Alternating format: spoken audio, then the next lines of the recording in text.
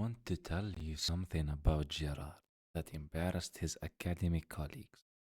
He was a literary theorist, spent his career studying desire and not. And then, after decades of his work, he reached a conclusion no one expected. He said Christianity was the answer, not metaphorically, not as a cultural history, as the actual resolution, the mimetic crisis he had spent his life describing. I want to explain why he thought that, and I want to do it as someone who is genuinely uncertain about what he believes, but who wrote this one night and has not been able to dismiss it since.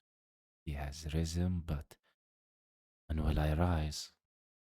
Recall what we have been building across this series. Mimetic desire becomes dangerous when the mediator is close, close enough to become an obstacle, close enough to make every comparison feel like a verdict. The internal mediator colonizes the inner life. He is never a neutral presence. He is always either a model you cannot reach or an obstacle you cannot remove. Girard asks, is there any mediator who cannot do this? Any model who can stay a model without eventually becoming the enemy? The answer is God. Not any God of punishment or transaction or reward, but specifically the Christian figure of a God who gives without requiring the triangle, who cannot be outcompeted with, who cannot become close enough to be a rival.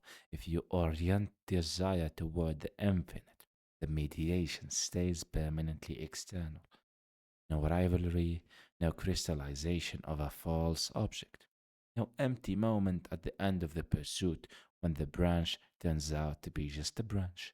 Gerard spent his entire decades making a theological argument inside a theory of literature. He did not expect to arrive there. He followed the logic, and the logic led him. I don't know exactly what I believe. This is the honest version, not the version that sounds good in an apologetic debate, not the version that sounds appropriately skeptical, the version that is actually true right now. What I do know is that I can look at the suffering of God, the one who is forsaken, who dies without the triangle resolving the way it should. And I feel something, not doctrine and not certainty, something closer to a recognition. A God who suffers is a God I can get.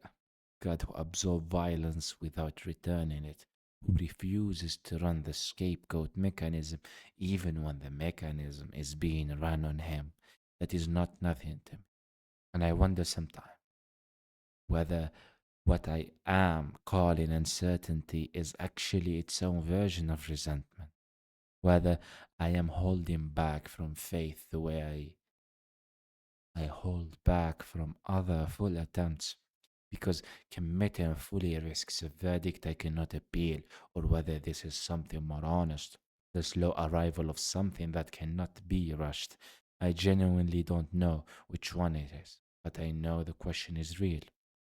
Girard's point about Christianity is not that belief is comfortable. He says explicitly the opposite.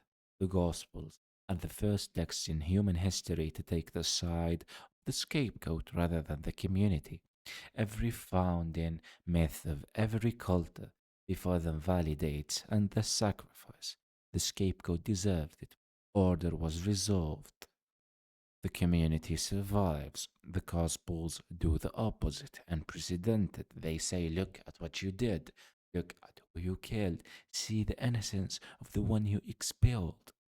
Girard calls Christianity the revelation of the scapegoat mechanism to itself, the first text that names what all others have been doing. And the implication is this: orienting toward a God who refused the triangle, who absorbed violence without returning it, who died without a rival, who gave without requiring the mechanism to run, is the only desire that does not eventually poison itself. Every human model gets too close because the obstacle only the infinite model can stay, a model without becoming the enemy. He has risen, but when will I rise? I don't know when. I don't know how. I know the question is real. I know that everything I have been building, the channel, the writing, the search for something that finally consumes me completely, is at some level asking the same thing. What does it look like to be held by something that does not disappear? What does it feel like to want something that cannot become a rival? Gerard spent his career arriving at the answer to that question, and then spent his last years admitting he had found it and still didn't fully know what to do with it. I am at the beginning of that road. I'm still mid conversation, mid conversion too, and I keep going forward.